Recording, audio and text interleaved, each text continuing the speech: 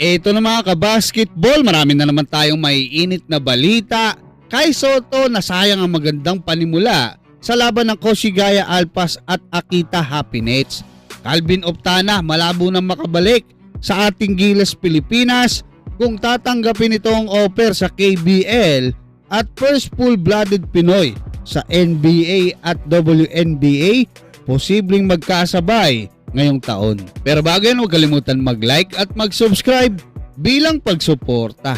Sa kakatapos lang na laban ng Koshigaya Alpas at Akita Happy Nets ay nasayang lang ang magandang performance sa pasimula ng ating pambatong si Kai Sotto doon sa first half kasi nakapagtala na kaagad siya noon. Halftime pa lang, no? 11 points sa 5 out of 7 shooting at meron pa siyang 5 rebounds. Kasi mga kabasketball, pagdating ng second half, hindi na nakatanggap ng magandang pasa.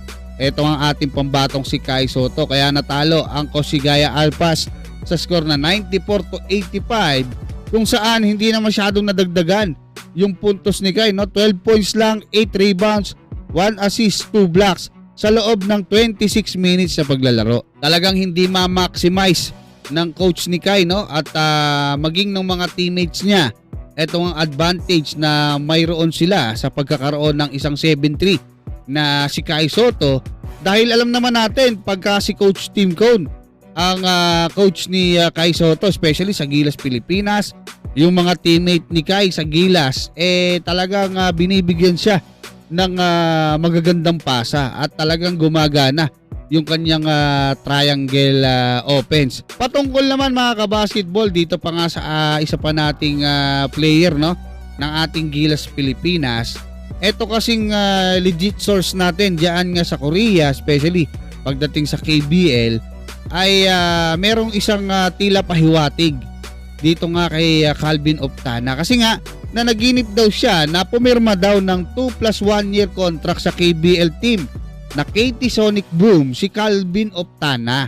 At kung totoo yan mga kabasketball, talagang kung kukunin yan ni Calvin Optana, masasabi ko po na mahihirapan na siyang makapaglaro ulit or makabalik sa ating Gilas Pilipinas, especially doon nga sa Final 12. Pwede sa Gilas Pilipinas pool.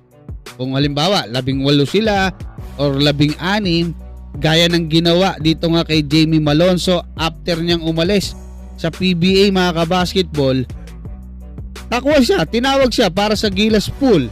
Yun nga lang, bandang huli sa Final 12, tinabla siya ni Coach Tim Cone. So ganoon, pwedeng etong si Calvin Optana, kunin pa, imbitahan pa rin para sa Gilas pool. Pero sa Final 12, lalo na doon sa mga performance na ipinakita ni Calvin ng mga nakaraan sa Gilas, malabo na po siyang makabalik.